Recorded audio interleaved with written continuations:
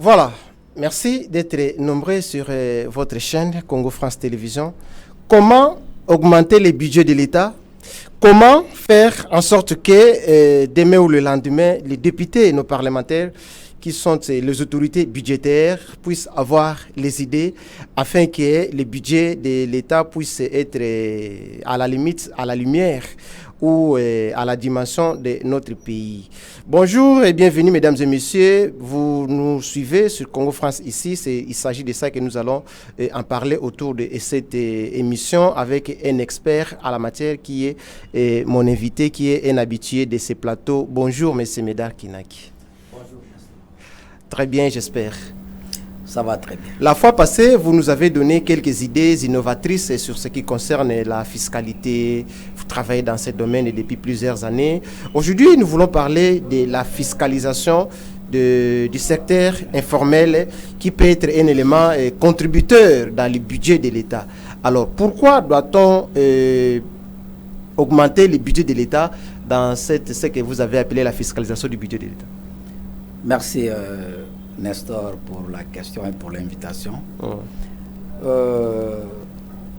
Nous sommes en train d'accompagner la politique budgétaire du pouvoir central, du gouvernement. C'est ça l'objectif que nous sommes fixés. D'accord. Nous voulons aider le gouvernement à avoir les moyens faciles, à faire sa politique budgétaire. En cela, le gouvernement, dans la loi financière actuelle, a arrêté comme politique d'augmenter ou de maximiser des recettes. Il a retenu aussi la fiscalisation du secteur informel. Malheureusement, je suis en train de constater que le gouvernement ne sait pas avancer avec cette politique-là. Qu'est-ce qu'il devrait faire? Jusque-là, il n'y a rien qui s'annonce. C'est pourquoi nous avions un peu l'initiative d'aider un peu, de parler un peu dans ce sens-là, d'éveiller aussi la conscience du gouvernement pour voir ce que le gouvernement peut faire par rapport à cette politique. Sinon, c'est une politique qui peut aussi donner beaucoup de moyens à l'État.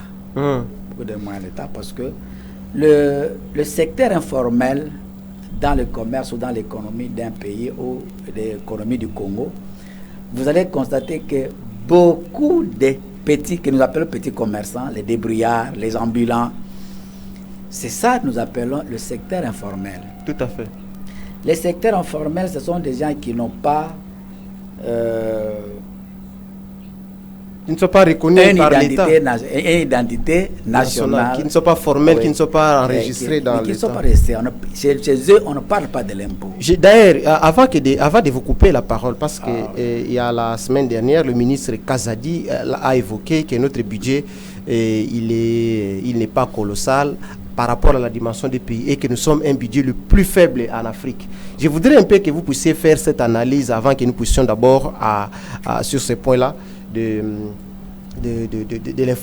l'informel du budget ou de la fiscalisation des activités informelles. Votre analyse d'abord en rapport avec la déclaration du ministre Kazadi qui avait dit, écoutez, le budget de 16 milliards a été doublé par 3, mais cela ne représente pas grand-chose par rapport à la dimension des pays.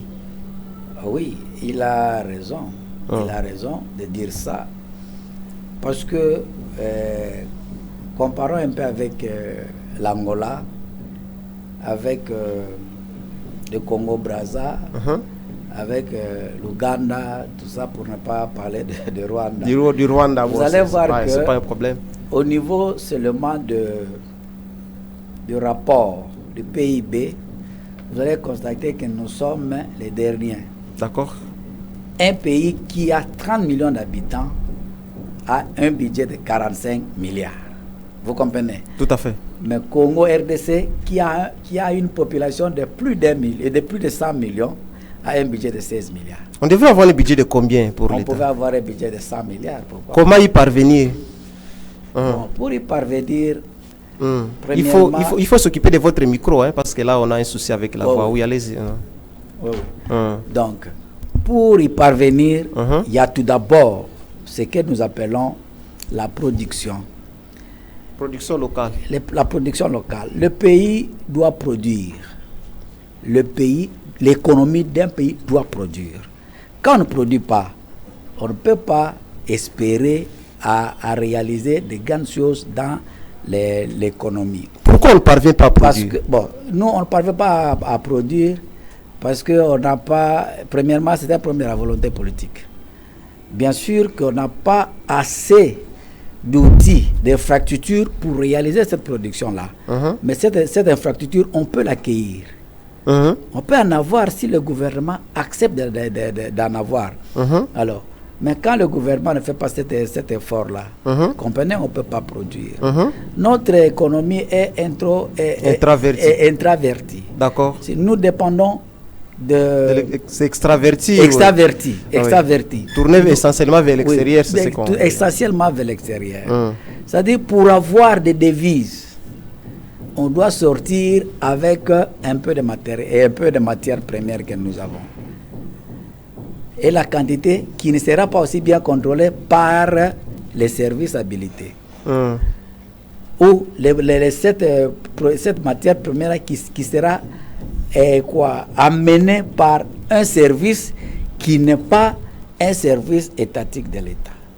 Vous comprenez? Mais ça, c'est pour avoir des devises. Alors, quand on n'a pas notre support à nous, ce n'est pas facile de tenir à la production parce que si nous arrivons, par exemple, à exploiter de nous-mêmes nos matières premières, c'est ça que nous appelons de production. C'est-à-dire que nous, aujourd'hui, nous sommes en train de produire le cobalt et nous sommes aussi capables de rendre ces cobalt à produits finis. D'accord. Vous comprenez? Quand nous arrivons à faire ça, c'est-à-dire que nous sommes en train de réaliser une valeur ajoutée sur la production. Et ce qui va nous ramener beaucoup d'argent. Mais si aujourd'hui le Congo n'est pas capable d'abord de maximiser les recettes en termes de production des activités formelles, pensez-vous qu'avec les activités informelles, le Congo sera capable? Quel est votre avis? Oui, le Congo peut être capable parce que tout se produit par nous et consommé par nous-mêmes. C'est informel-là. C'est-à-dire quelqu'un qui a par exemple une moto. Bien sûr, il a acheté la moto ici au Congo, il a payé la TVA. Il a participé quand même, son premier pas. Il est allé au niveau de la commune pour acheter l'autorisation de circulation de par transport. exemple. Il peut aller plus loin, acheter l'assurance. L'assurance qu'ils ne sont pas, l'assurance et la vignette ainsi que c'est pas la vignette, c'est quoi, la plaque là, plaque d'immatriculation, oui. Vous comprenez? Oui. Il a participé. Mais maintenant là, sa production, il est tenté de produire, il est tenté de gagner quelque chose dans son exploitation. Mais qu'est-ce que l'État gagne en retour? L'État ne gagne absolument rien. Il ne gagne rien. Qu'est-ce qu'il faut faire pour Mais il y a la possibilité, comme nous avions dit la fois passée, si on peut les sensibiliser, si on peut les amener à la sensibilisation fiscale, on peut les faire comprendre et participer à payer les impôts. Parce qu'ils ont quand même un petit bénéfice qu'ils réalisent dans leurs affaires. Vous comprenez? C'est-à-dire que quand on dit par exemple que moi j'ai une recette de 20 000 par jour. 20 000 par jour, tu dois réaliser autant de jours le mois. C'est-à-dire tu as une dépense, tu as l'amortissement et tu as d'autres dépenses que tu veux faire. Nécessairement, tu peux rester avec quelque chose. C'est ce que nous pouvons appeler bénéfice. Et à la fin de mois, ces bénéfices peuvent te permettre à payer ne fût-ce que l'hyper. Vous comprenez? La sensibilisation fiscale va les aider tout d'abord à organiser cette petite comptabilité-là qui peut les amener à dégager le résultat. Parce qu'ils n'ont pas grand-chose à faire. Dans les petits commerces, dans l'informel, ils n'ont que des recettes et les dépenses. Tout à fait. Mais quand vous faites la différence des recettes et des dépenses, vous avez le bénéfice. Et ces bénéfices-là, il y a la possibilité de taxer, d'imposer l'hyper. Comment ils arriveront à calculer ces bénéfices dès lors que Mbongo Kuta Sombele Moto et Zongina noté et puis finalement vous commencez à lui dire non, écoutez, il faut payer ça, il faut payer ça. C'est ça aussi les bas qui blessent. Non, c'est ça que moi je dis que avant de les amener à payer l'impôt, on doit tout d'abord les expliquer. Les bien fondés. Les bien fondés de l'impôt et comment y arriver. Parce qu'ils ont aussi ce problème de l'organisation à leur niveau. L'organisation comptable surtout, je veux dire. C'est dans l'organisation comptable, l'État a l'obligation de les aider. C'est parce que avant de parler de la fiscalisation du secteur informel, l'État a une démarche à faire. C'est de les faire comprendre. Comment l'État devrait y parvenir? C'est pas la sensibilisation fiscale. Alors, oui, c'est ce que moi je suis en train de dire que l'État a zola, on dirait dans la bande comme c'est le deuxième trimestre de l'année. Oui, c'est le mois d'avril qui se deuxième trimestre déjà de l'année, il y a budget. Mais jusque là, tout le monde a dit que l'État a zola pour expliquer aux gens pourquoi le budget ne marche pas bien, ou bien pourquoi le budget marche bien, ou bien qu'est-ce que nous attendons de la population par rapport à ce budget. Mais il y a aussi les institutions ou l'autorité budgétaire qui n'est pas encore en place et où on ne sait pas procéder de cette façon. C'est ça le problème. Non. Dès lors que le budget est promulgué par le chef de l'État, l'autorité budgétaire n'attend que le contrôle. Vous comprenez? Vous alliez parler peut-être du gouvernement. Mais moi, je pense que ce n'est pas une raison parce que nous avons un gouvernement, bien sûr, qui assure les affaires courantes. Dans cette politique budgétaire, qui n'est pas surtout des dépenses exceptionnelles, qu'on pouvait empêcher à un gouvernement qui assure les affaires courantes. Mais ça, c'est le bien fondé de l'existence d'un budget. C'est-à-dire qu'on doit mettre l'intelligence et les moyens pour couvrir le budget. Pour réaliser le budget. Pour réaliser, il faut aider le gouvernement doit aider ceux qui font ce travail. Par exemple, les régies financières.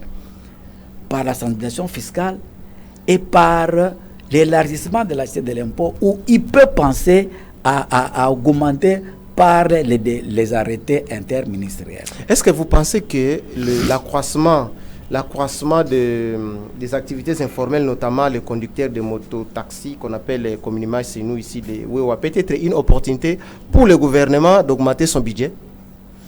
Ça pouvait rapporter quelque chose, pourquoi pas? Si aujourd'hui, Kinshasa seulement peut réunir 100 000 motos en termes d'engins, et si chaque montard qui peut payer son hyper de 15% et qui a ne fût-ce que 50 000 en fin du mois, et on prend 15% de 50 000, c'est 1 500 francs, je pense. 50 000, 15%. 50 000, 10%, c'est 5 000. D'accord. 15%, c'est 15 000.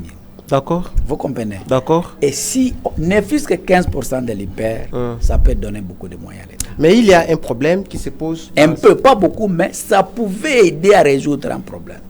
Parce que c'est l'hyper. Okay. Là, nous sommes à Kinshasa. Si on peut aller partout dans toutes les provinces. Vous comprenez? Ça seulement sont les motos. Si on peut aller dans des petites boutiques. Vous comprenez? Mais il y a... Si on peut aller dans les communs d'étalage, les ambulants. D'accord. Vous comprenez? Si on peut aller dans les boutiquiers qui vendent même les boutiques. Ok. Mais il y a un souci où dans ces pays, les gens n'ont pas la culture de l'impôt. Les gens n'ont pas la culture de l'impôt ou quelqu'un qui s'y connaît déjà. On l'avait dit tantôt à l'émission précédente qu'il a seulement acheté son autorisation d'ouverture et de fonctionnement, machin, et puis finalement il ne s'occupe plus rien de ce qui s'ensuivait par après. Mais est-ce que ceux qui savent déjà qu'il faudrait acheter tel document de l'État, faire telle démarche administrative, pour avoir de l'existence de l'État, ne les font pas, en forcerie de ceux qui sont déjà dans l'informel? Comment leur convaincre? Parce que vous avez dit ici la sensibilisation. Moi je trouve que ça serait suffisant selon vous. Bon, ça dit quoi? La sensibilisation fiscale tout d'abord. L'objectif premier, c'est d'informer les droits concernés, et les les obligations des assujettis. D'accord. D'une part. Et d'autre part aussi, c'est de former l'administration fiscale de ses droits et ses obligations. C'est ça le civisme fiscal. Maintenant que nous sommes devant cette opération, qu'on doit faire comprendre aux gens que vous devez payer l'impôt. C'est-à-dire, l'État ne va pas s'arrêter. Parce que l'État est quand même le plus fort du monde. Après Dieu, c'est l'État. C'est-à-dire, l'État ne peut pas être incapable de trouver ou de convaincre sa population sur une chose, par exemple, qui est l'impôt, qui est une taxe. Ça ne peut pas être impossible chez l'État. Parce que l'État a tous les moyens avec lui. Il a tous les moyens. Qu'est-ce qui le manque? Aujourd'hui, si l'État disait que nous devons sensibiliser tout tenancier des hôtels, par exemple, tout tenancier des bars, tout tenancier de tout celui qui gère, par exemple, une petite boutique, tout celui qui peut s'enrichir à travers une activité de commerce. À travers une activité de commerce. Vous comprenez? Carrément, il est passable à l'impôt. Il y a d'autres taxes où ils sont tentés de payer par rapport, pour avoir sollicité un service de l'État. Ça, c'est une taxe, on peut comprendre, une taxe administrative, on peut comprendre. Mais l'impôt ici, dans cette sensibilisation, veut dire que tous ces gens-là qui évoluent dans le secteur informel puissent accepter de faire la déclaration eux-mêmes sans qu'il y ait une force derrière eux. Oui, c'est ça le civisme fiscal. On doit amener ces gens à comprendre les droits et les obligations. C'est-à-dire quoi? Moi, tel que je suis ici, je dois contribuer à la réalisation de notre budget, au budget de l'État. Je dois contribuer au budget de l'État. Qu'est-ce qu'il me faut? Quelles sont mes obligations? Mes obligations, je dois aller faire la déclaration de ce que moi je gagne. Et dans ce que je gagne là, je dois quelque chose à l'État comme impôt. L'impôt, c'est comme la dîme. C'est comme la dîme à l'église. Pour la survie d'un État. Oui, pour la survie d'un État. C'est-à-dire que le pasteur ne peut pas venir chercher la dîme par force. Mais nous-mêmes, nous devons les faire. C'est un engagement. Et c'est ça, c'est-à-dire qu'il est question d'amener les Congolais à comprendre que moi, je dois participer à l'exécution du budget. Je dois participer au budget de l'État. Comment participer? Par le fait de payer mes droits et taxes, payer l'impôt, payer tout ce que je peux bénéficier au service de l'État et qui demande en contrepartie une valeur.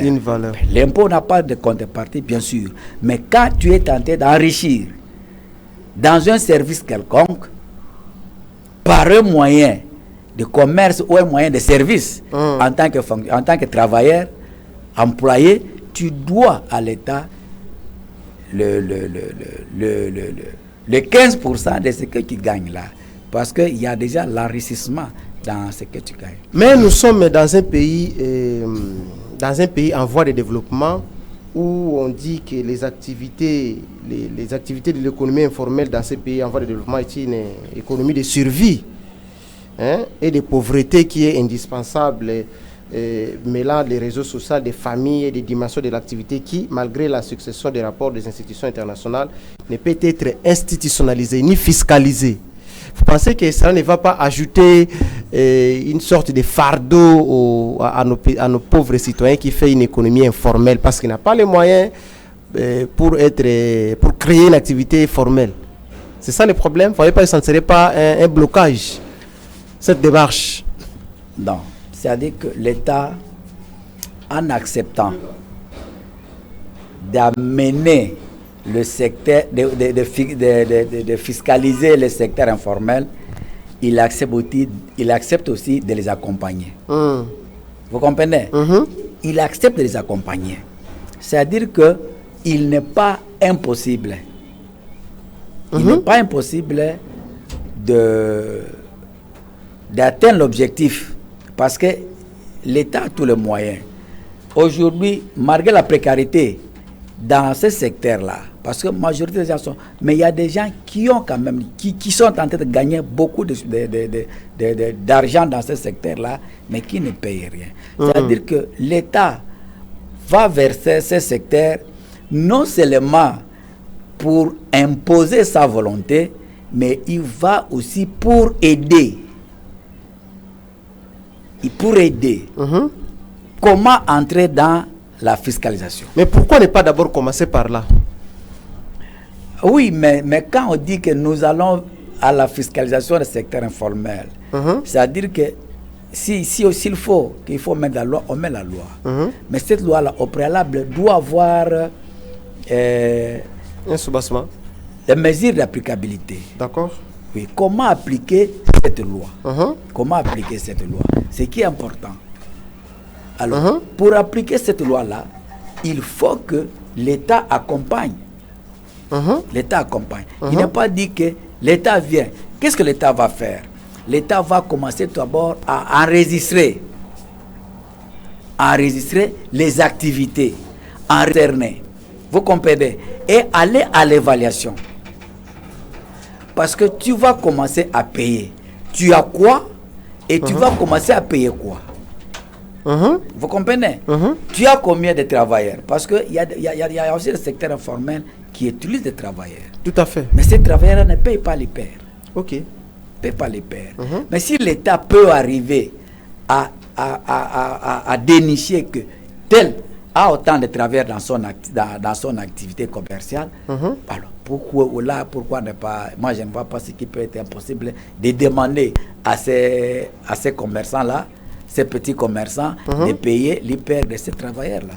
À chaque fois qu'ils les payent 100 000 chaque fin de mois et qu'ils doivent lever les 15%. Ça ne coûte pas beaucoup.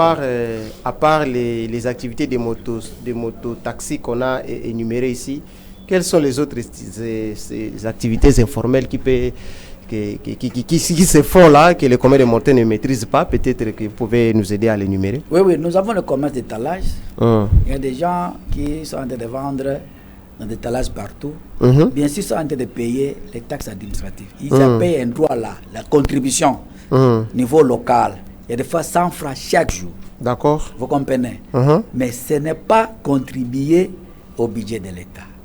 Mais ils payent quand même ce qu'on appelle là les tickets là, non? Oui, c'est ça moi j'appelle. Oui, ce sont des simples contributions. Ce sont des contributions à la gestion locale de l'entité. D'accord, telles que des communes. Les communes, même les marchés,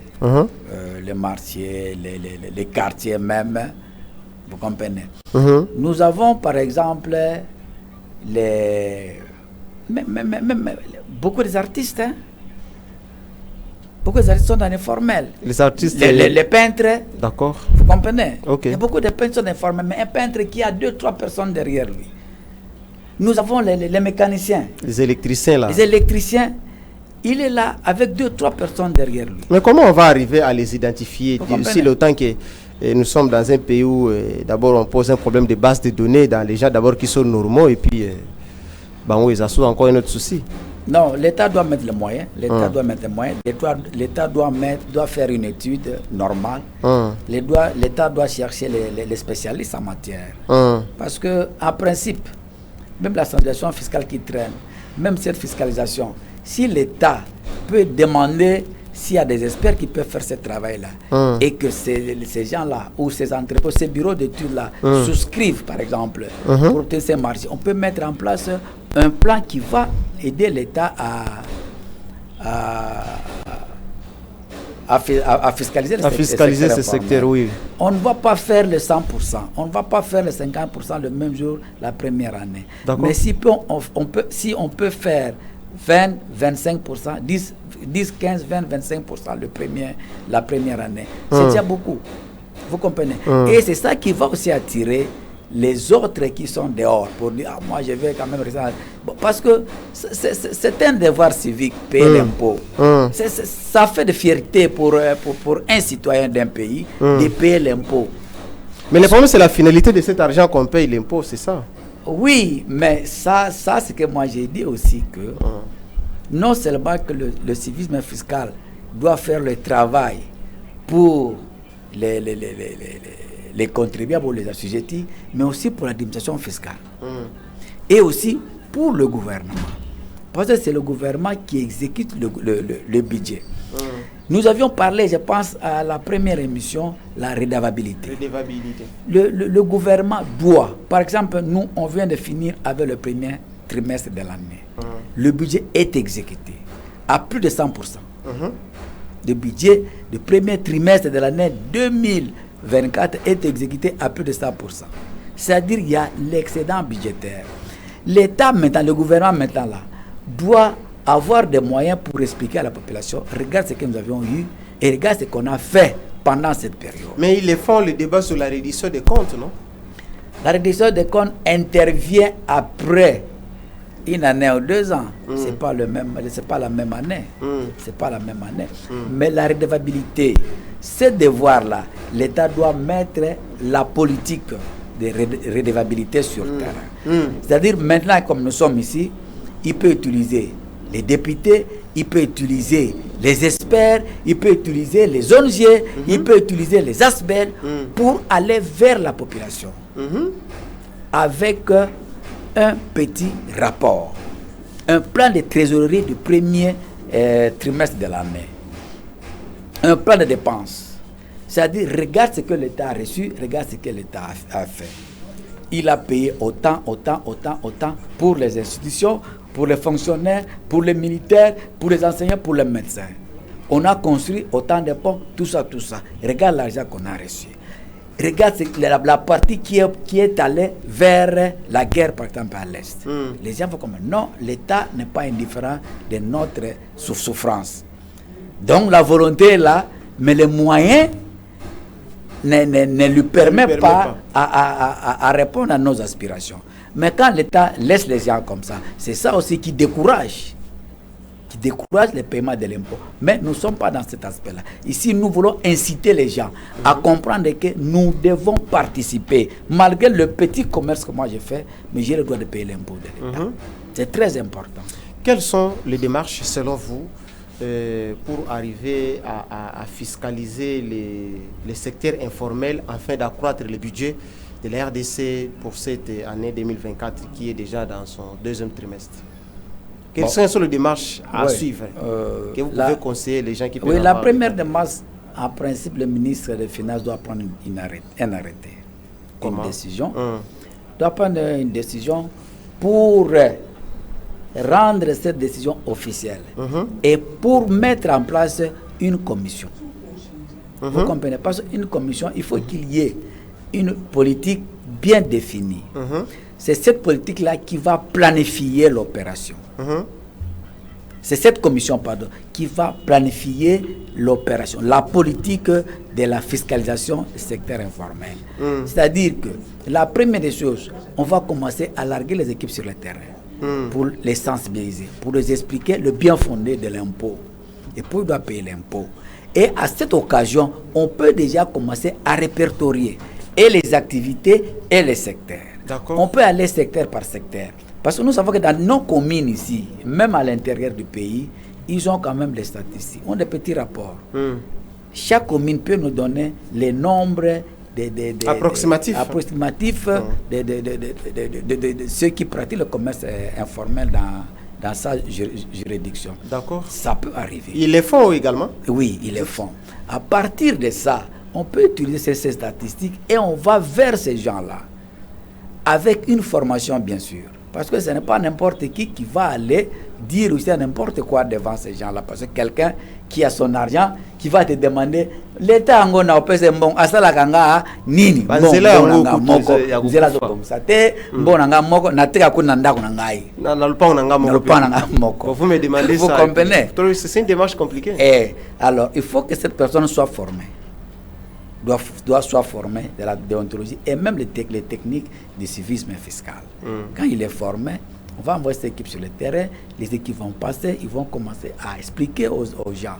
Bien sûr, avec un rapport statistique. Ce rapport va permettre à la commission de proposer une démarche officielle à l'autorité. C'est-à-dire, maintenant que cela est fait, on peut commencer avec telle catégorie. On peut même les catégoriser. On commence avec ceux qui font les commerces de services, ou bien les commerces d'échange, ou encore les arts, ceux qui pratiquent les peintres, tout ça. On peut commencer avec les artistes. Oh non, tout le monde a bango na banda. Il y a aussi les gens qui se sont constitués en association. Oui, ils sont un tout petit peu organisés. Oui, vous comprenez. On peut les approcher dans cette association-là, on commence à les parler et tout ça. Mais c'est question qu'il y ait une structure que l'État a donné ces pouvoirs-là. Oui. Quand cette structure a fait son travail, il va mettre le rapport au ministère des Finances. Le ministère des Finances, maintenant là, va donner au service habilité, par exemple, qui est la DGI ou la DGRK, pour exécuter cette décision. Il y a aussi la DGRAT, bien sûr, dans des taxes et des droits que les gens de commerce informel peuvent payer. Donc c'est un tout petit peu ça, cette démarche et puis ça va finalement. Vous pensez que c'est la démarche plausible pour aider l'autorité budgétaire à accroître son assiette? Oui, parce que il faut commencer. Il faut commencer par quelque chose. Oui, il faut commencer par quelque chose pour ne pas attendre le boom. Il faut commencer. Moi, je pense que si on est Congolais, si on est citoyen d'un pays et qu'on vient vers toi te demander à participer au budget de l'État, où est le grand, qu'est-ce qui peut être difficile à faire? Bien sûr qu'on est chômeur, peut-être. Moi, je sais, des gens qui disent, moi, je suis diplômé de l'université depuis 2000, depuis 1900. Vous comprenez? Non, combien, jusqu'à je ne travaille pas. Bon, je fais l'effort de vivre avec ces petits commerces. Mais c'est ce que je l'ai dit tantôt, vous comprenez? En passant que malgré cela, il y a la possibilité de convaincre ces messieurs de comprendre que il doit le faire. Il doit le faire pour ses enfants même. Parce que les enseignants sont payés par ça. Les enseignants sont payés par cet impôt. Vous comprenez? Il y a l'église, il y a tout ça. Donc, on doit les églises aussi, c'est classé dans les activités informelles? Oui. Vous pensez que les églises peuvent aussi payer l'impôt? Mais si les pasteurs ont un salaire. Mais les pasteurs n'ont pas de salaire? Non, il y a des églises qui paient des pasteurs. Il y a des églises qui paient des pasteurs. Si le pasteur a un salaire, il doit payer les pères. Comment le pasteur paye les dîmes? La dîme des dîmes? Donc on peut commencer à soustraire dans les dîmes que reçoivent les pasteurs. Parce qu'on parle de l'enrichissement. Quand le pasteur reçoit quelque chose qui l'enrichit, pourquoi ne pas payer les... Ils disent que c'est pour la gloire de Dieu, on donne ça à Dieu. Non, bon, je ne sais pas ça. Je n'attaque pas le pasteur. Mais si on réfléchit, je suis dans la chance. C'est pour le développement de notre pays. Je suis dans la chance. Parce que l'impôt tire son origine dans la dîme. D'accord. Vous comprenez? L'idée. Oui, l'idée dans la dîme. Mais quand le pasteur paye la dîme des dîmes, mais pourquoi ne pas payer l'impôt? D'accord. Pourquoi ne pas payer l'impôt? Il peut payer l'impôt, il peut payer l'IPER. Donc on peut aussi mobiliser les pasteurs dans ce sens. Oui, on peut les mobiliser. Ok. Parce qu'il y a des églises qui payent même, un salaire aux pasteurs adjoints et d'autres services qui peuvent toucher quelque chose. Donc je pense qui sont susceptibles d'être classés dans la liste des gens. Merci beaucoup de nous faire cette analyse. Et alors, ces secteurs informels, selon vous, vous pensez qu'ils doivent rester seulement dans l'informel ou les aider d'abord à les formaliser pour qu'ils puissent commencer à payer l'impôt ou que ça demeure comme ça dans cette fiscalisation des secteurs informels? Non, dès lors qu'on est admis à la fiscalisation, on ne peut plus parler cette fois-là de l'informel. Parce que on paie l'impôt avec un numéro de l'impôt. D'accord. Vous comprenez? On ne donne pas le numéro de l'impôt à celui qui pratique l'informel.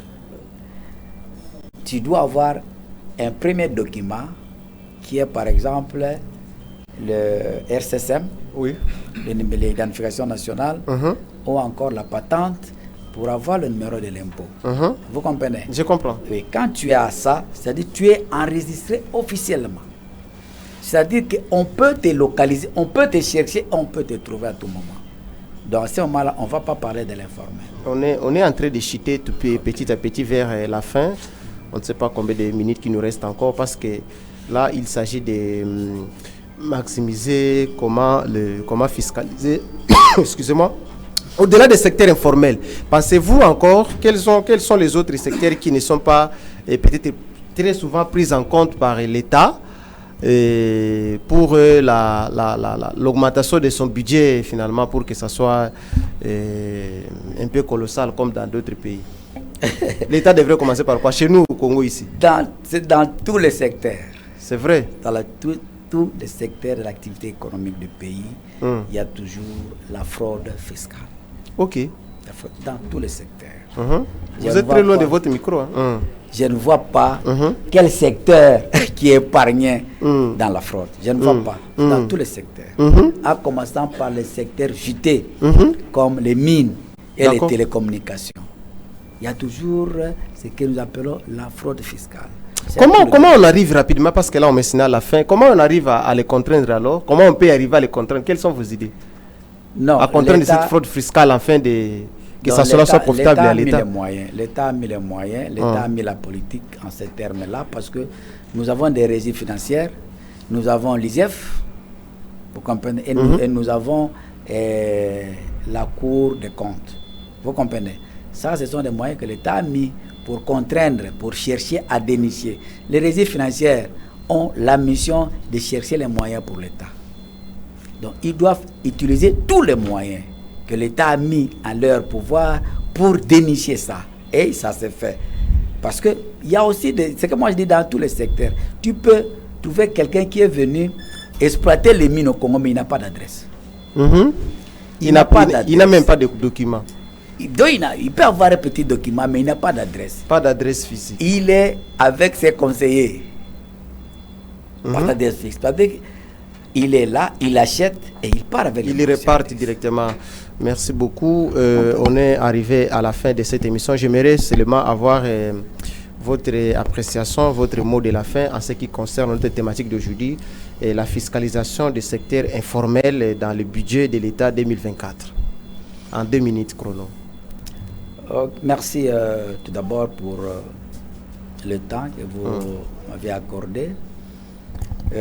Ici, nous sommes en train d'aider l'État à comprendre qu'on ne va pas dormir, car la mission qui lui est confiée est vraiment capitale, cruciale, et que l'État doit se réveiller pour aller de l'avant.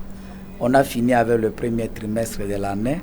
Maintenant que nous sommes au 2e trimestre, l'État, en principe, doit passer à l'évaluation. Le gouvernement doit passer à l'évaluation du premier trimestre. Chose qui n'est pas faite jusque-là. Ah oui, il doit évaluer et voir qu'est-ce qui a été fait, qu'est-ce qui n'a pas été fait, qu'est-ce qu'il faut faire pour aller de l'avant. C'est pourquoi moi, je ne pourrais pas dire anticiper, je vais aider l'État à dire que parmi ce qui n'a pas été fait, il y a aussi la fiscalisation des secteurs informels. Que le secteur informel. Que l'État, le gouvernement doit tenir en compte pour le trimestre, le 2e trimestre de l'année. Et aussi, surtout, j'insiste sur le civisme fiscal. Parce que c'est ça aussi qui freine, c'est ça aussi qui met le débat à tout moment avec les contribuables. Le civisme fiscal. L'État doit aider, doit accompagner la FEC à bien gérer la Société des entreprises du Congo. Oui. Merci beaucoup, M. Médard Kinaki, expert fiscaliste. Merci d'être passé sur nos antennes. Merci à vous aussi qui avez eu le temps de nous suivre sur notre chaîne. On n'a pas seulement des thématiques à caractère politique, mais surtout économique et budgétaire pour aider notre pays, la République démocratique du Congo, afin d'avoir son jour glorieux. Qu'on puisse aussi parler de l'État puissant en termes de budget. On est arrivé à la fin de cette émission. Merci de nous avoir suivis. Merci à toute la grande équipe technique qui nous a permis à réaliser cette émission. Maestro Kovo, merci d'être derrière les manettes. Onésime Bilari, merci à Arnold Malumba, en tout cas à tout le monde qui a mis la main dans la pâte pour nous aider à projeter les images au Tobengaka. Quant à moi, je vous dis au revoir et nous allons nous retrouver à la prochaine occasion. Merci.